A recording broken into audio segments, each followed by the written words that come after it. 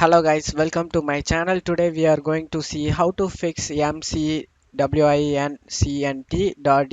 error. The procedure entry point by crypt host could not be located. Let's fix it guys. The video consists of two simple steps guys. The first step is to download Microsoft DLL libraries, and one of the main reason we get this error is that our DLL file may be missing. We will try to solve this problem guys by downloading DLL libraries.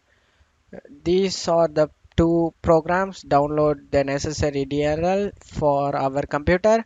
To download these programs, you just need to open up Chrome and search for Visual C++ download. You just need to search for it. Click on the Microsoft official website. You just need to scroll down guys. You can also check my video description for these programs guys. You just need to, if you are 32 using 32-bit guys, you just need to download this link. I am using 64-bit guys, that's why I am download this link. Click on it. And another program you just want to download is go to search menu and type DirectX guys. DirectX. Click on the official Microsoft website and click on it. Scroll down and select your language and click on download guys, and it will be automatically downloads up. Click on show in folder. We just need to double click on it and install these programs guys one by one. Select I agree and install it. After setup successfully, close out of here and install the DirectX setup. Double click on it. Click on I agree the agreement. Click on next and install it. Click on next. Download size is 93 MB guys. After installation completed, you just need to restart your computer guys. Click on finish and close out of here and go ahead and restart your PC guys. After restart your PC, let's move on to the second step guys. Second step is to uninstall and reinstall McAfee guys. To do this, you just need to go to Google Chrome. To uninstall McAfee, we just need to McAfee removal tool.